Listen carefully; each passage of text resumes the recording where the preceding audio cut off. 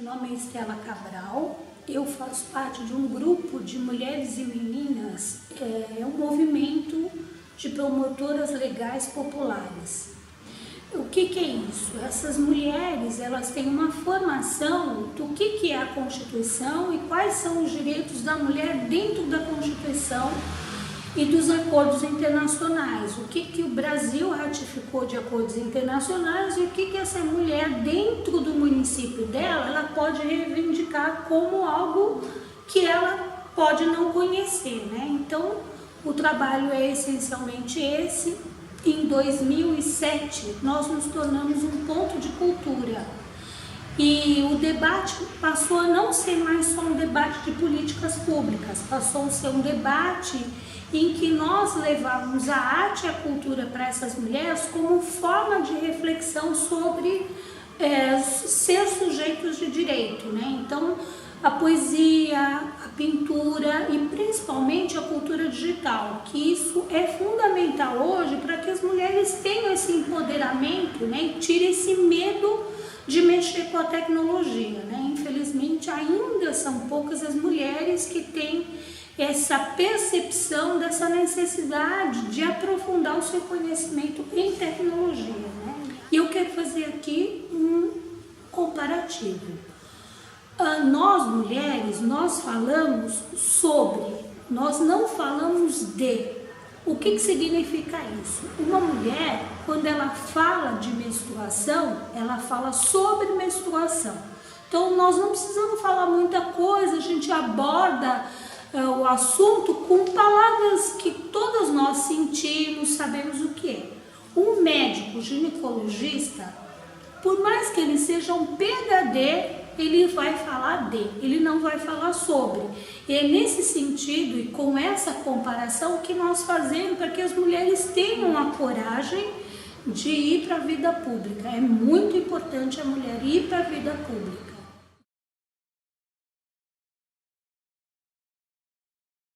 Eu vou dar um exemplo mais prático para que vocês compreendam como que isso deu certo. Eu sou de Guarulhos, eu morei em Guarulhos durante muitos anos e esse trabalho começou em Guarulhos. Em Guarulhos nós temos 400 favelas, é o município do Brasil que tem o maior número de favelas e é o segundo município em número de habitantes do estado de São Paulo, do Brasil. O que acontece? Essas mulheres lutavam por moradia. Só que quando você luta por moradia, não basta você querer a moradia, você precisa pensar na iluminação na creche, você precisa pensar em um ambiente onde essa mulher possa de fato poder trabalhar e deixar os seus filhos de uma forma que ela volte para trabalhe com tranquilidade e volte com tranquilidade. E como é que nós fizemos para atuar? Não basta ficar reunido, conversar e passar os conhecimentos, você tem que ir para a prática. Em Guarulhos tem uma coisa chamada orçamento participativo, que são plenárias que discutem a cidade nos bairros. Aqui em São Paulo também tinha, eu não sei se continua tendo. Então, quando tinha a plenária naquele bairro onde tinha essa vulnerabilidade, você prepara esse número de mulheres, porque ela usava o microfone e pedia diretamente para o prefeito.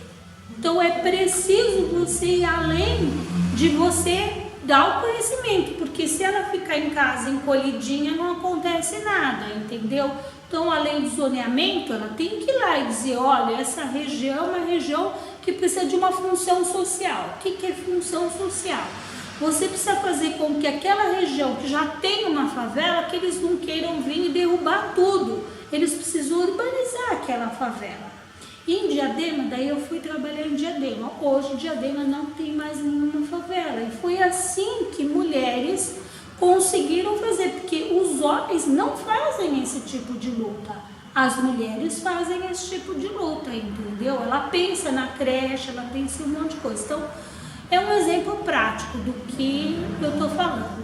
O outro exemplo é com relação à Delegacia da Mulher. A Delegacia da Mulher só tem poucas delegacias e fecham às 7 horas da noite. Então essa mulher que é agredida no final de semana não tem para onde onde ir, não tem o que fazer. Então nós conseguimos, através disso, que as delegacias da mulher façam plantão, ou que as delegadas da delegacia da mulher estejam em outra delegacia para poder atender isso, entendeu? Então isso é um trabalho difícil de conscientização, primeiro, dessa mulher como sujeito de direito, e depois você fazer o movimento para que essa mulher vá no local lutar por isso, entendeu? Não adianta eu, você, ela, ir lá e falar, ó, dona delegada, eu preciso que essa mulher que apanhe, que tem problemas, vá atrás disso, entendeu? E na área de tecnologia, tem um instituto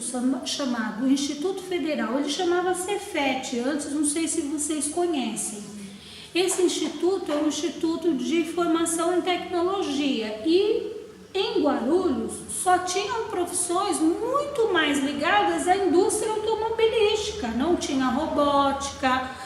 Então, se eu falar mais robótica é da indústria automobilística, mas a robótica voltada para uma outra área, só tinha para a indústria automobilística, entendeu? Então, nós conseguimos com que através de vários memorandos, ofícios, chegasse no Ministério da Educação e os cursos de Guarulhos acabaram mudando, entendeu? Não é possível você ter uma cidade como aquela que não tinha.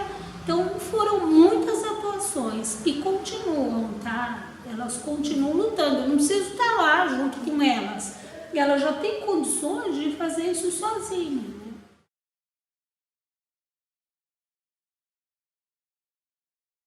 Então, em 2007 não tinha Facebook, né? Então, a rede social não tinha WhatsApp também, né? Não tinha WhatsApp. Então, o boca a boca funciona, mas a gente sabia que era pouco. Então, o que nós fizemos? Nós fizemos cartazes e fomos em vários órgãos e colocamos os cartazes dizendo para as pessoas onde eram as reuniões, que dia eram as reuniões. Mas tem uma coisa muito séria. Você não consegue, tem duas questões importantes. Você não consegue trazer a mulher vítima de violência para discutir se você não chamar ela por outra razão. Nem que seja para dizer, vamos aprender a trocar a fralda de uma forma moderna. Mas você precisa atrair essa mulher para que ela venha, porque é sofrimento demais. E ela tem medo desses agressores, deles descobrirem que ela vai numa reunião. Então não dá. Por isso a gente usou a cultura de uma forma bem bacana para atrair essas mulheres. E a outra coisa, mulheres trazem os seus filhos. Elas não têm com quem deixar essas crianças. Então uma desculpa era não vir. Então nós criamos uma maneira de ter uma atividade cultural para as crianças, com contação de história, com algo que essa mulher se desligue dessa criança e deixa essa criança na mão lá das educadoras, das contadoras de história, e ela vai olhar para a vida dela. Um dos trabalhos que a gente fazia era uma roda e a gente colocava vários objetos, é o primeiro trabalho. E ele é colocado vários objetos. Nós colocamos desde um pênis de borracha até uma Bíblia no chão em um círculo para essa mulher, quando começa os trabalhos, ela escolher um objeto que ela se identifica mais. E o que mais elas escolhem é a Bíblia. É o que mais elas escolhem. Isso nos impressionou. Não importa se essa mulher é evangélica, se essa mulher é católica, não importa. E depois de um estudo, a gente descobriu o seguinte, é como se ela só tivesse um desabafo com o Divino Espírito Santo, porque ela vai chegando a um ponto do seu sofrimento, de muita angústia, em que ela fala, bom, então Deus vai me escutar, Ele vai me ajudar a encontrar esse caminho, porque eu estou sofrendo demais, entendeu? E o olhar dessas mulheres é um olhar triste, é um olhar de dor, entendeu? São mulheres jovens, às vezes você vê a mulher bonita, maquiada, sabe? Mas há um olhar nela de tristeza, porque ela não consegue sair desse lugar, entendeu? E muitos desses maridos estão envolvidos com a criminalidade. Há um fator aí de criminalidade, de alcoolismo, de drogas. Enfim, a gente conseguiu chegar hoje em 4.500 mulheres e conseguimos eleger 3 mulheres vereadoras, 2 de Santo André e uma de Guarulhos. Então, pra gente, ela está no segundo mandato agora, é super atuante, hoje ela é presidente do PT lá de Guarulhos.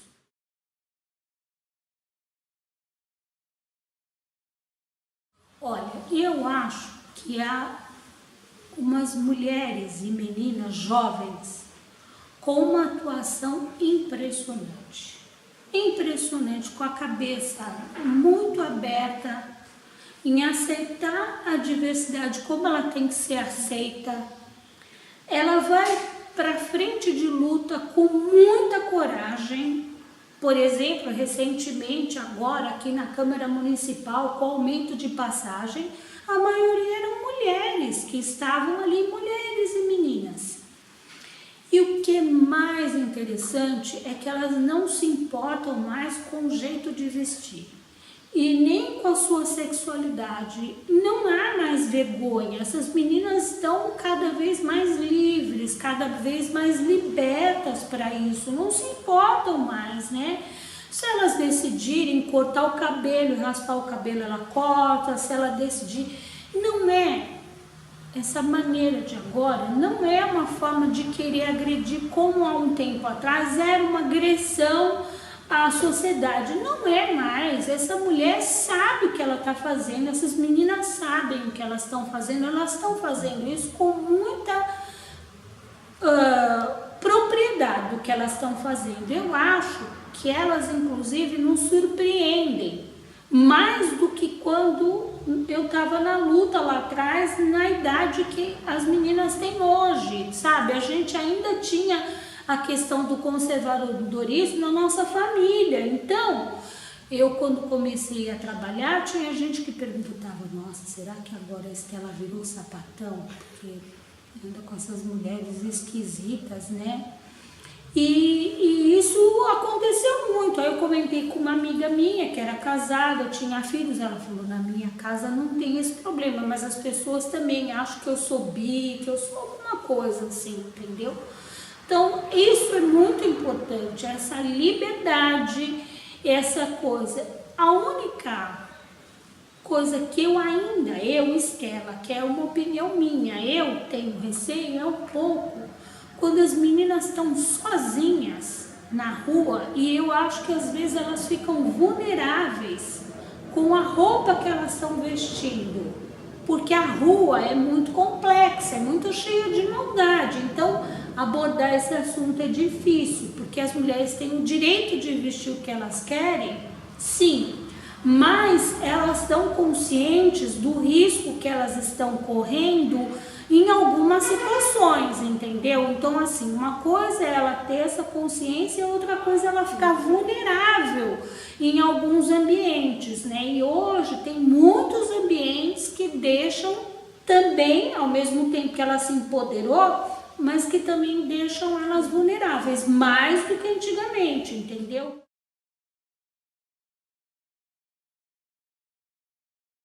Eu acho que não dá para falar sobre isso agora sem a gente citar o caso da Marielle do Rio de Janeiro, que foi assassinada brutalmente.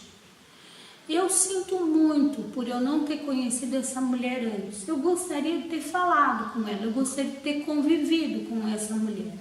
Era uma mulher de muita coragem, muita. Ela nasceu em um local de extrema pobreza, viveu num local de extrema pobreza. E ela enfrentou tudo, mas se você me perguntou agora, se vocês querem saber se a mulher chega, sim, chega. Mas a gente precisa agora de um equilíbrio no nosso país. Eu acho que agora a situação é uma situação de violência gratuita.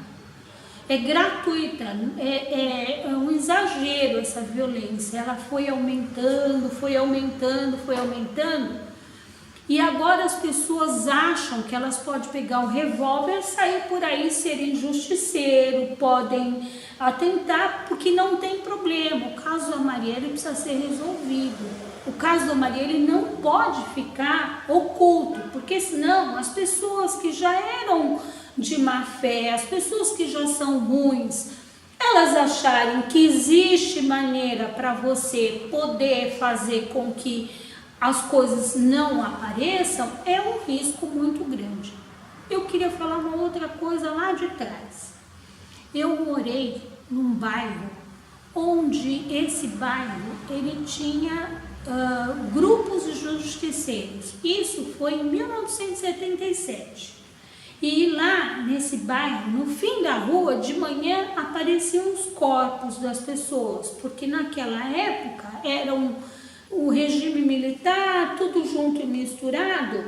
Então as pessoas achavam que elas podiam fazer isso, que elas nunca iam ser pegas, entendeu? Podia, se um moleque roubava na região, tinha os justiceiros, eles matavam e jogavam os corpos lá. Para quê? Para servir de exemplo, né? Quando você começa a ver, eu não quero que isso aconteça agora, eu luto para que isso não aconteça agora, entendeu? Porque senão a gente vai voltar a um tempo muito cruel, é pior do que o regime militar agora, porque tem gente pensando e pensando economicamente, não é só para punir, tem um envolvimento aí de pessoas que vendem armas e que vendem drogas, que elas não querem sair desse lugar, entendeu? Então, quando o cerco vai apertando, eu mato alguém para você recuar, né? O Freixo era um cara que ia nesse caminho, mas ele não foi ao caminho que a Marielle.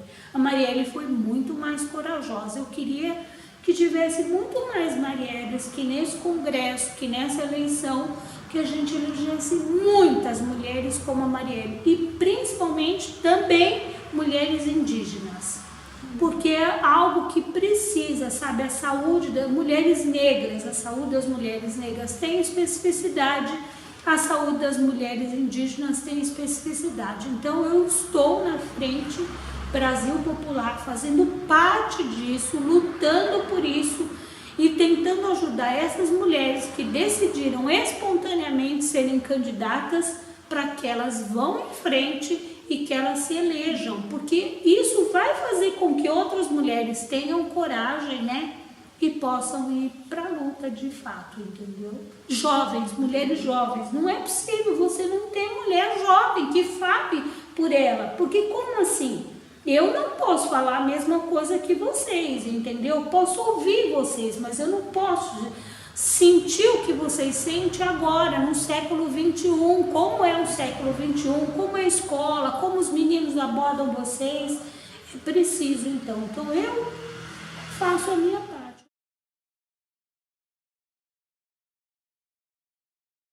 Bom, eu sou mãe de 2 homens.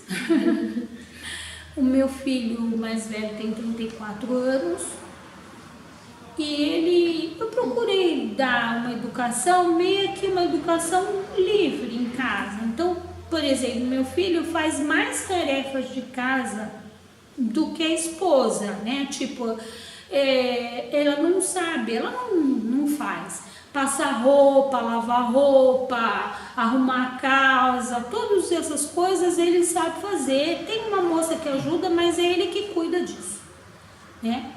E o meu outro filho mais novo, que esse eu preciso contar para vocês, isso é muito importante. Meu filho prestou vestibular do Enem. Várias vezes ele queria ser engenheiro. Ele queria ser engenheiro e aí fez um, não passou, fez outro, não passou. No 4º ele não ia mais se inscrever. Eu fiz a inscrição dele e falei, esse ano eu também vou fazer o Enem, junto com você. Vamos junto, vou lá fazer. E aí nos inscrevemos, mas a gente não sabe qual é o tema da redação, não é verdade? E no ano que ele passou, que fazem 2 anos que ele passou, o tema era não a violência contra a mulher. Ele teve uma das notas mais altas. Então, eu acho que de alguma forma eu consegui transmitir isso. Claro que depois ele brincou muito comigo, falou, eu queria escrever lá, bate muito nessas mulheres para brincar comigo, né? Então eu vejo que há sim um avanço. Eu estou falando isso de casa, mas eu conheço muitos amigos, muitas pessoas que avançaram, mas assim, eu não acho que é para temer, eu acho que é para dividir, a vida é para ser dividida, cada um pode dar o seu melhor, não precisa a gente ter medo, não tem o que ter medo. Imagina se a gente der uma vida melhor, Se a gente conseguir viver numa casa de uma forma melhor, harmônica, é muito melhor para todo mundo. As crianças serão melhores, não tem o que temer. Isso é para todo mundo, vai ser muito bom para todo mundo. A sociedade vai ficar melhor, né?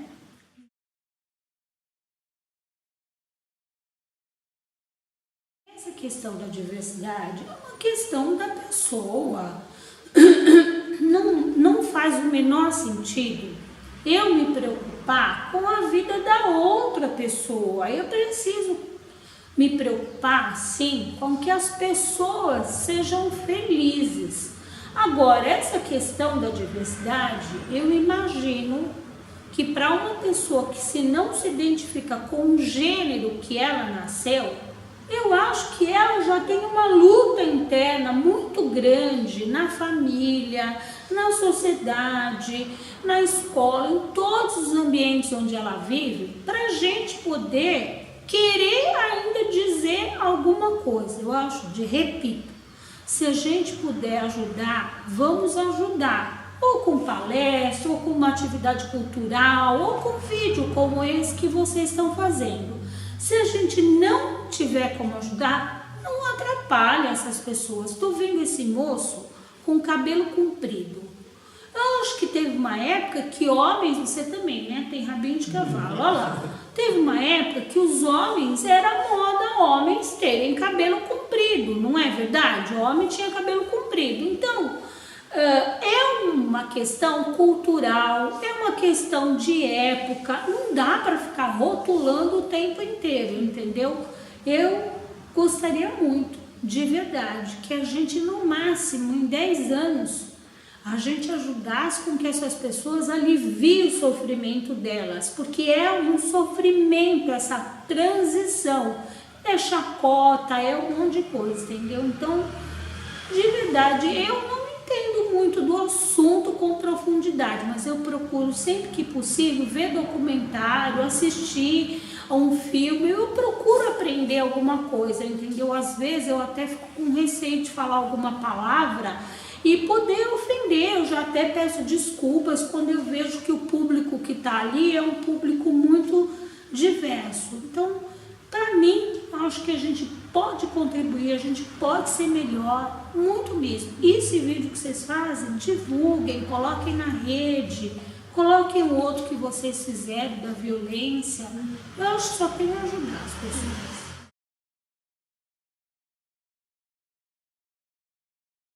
Quando a gente fala, eu vou ajudar as minorias, eu acho que as minorias hoje estão prontas para se ajudar.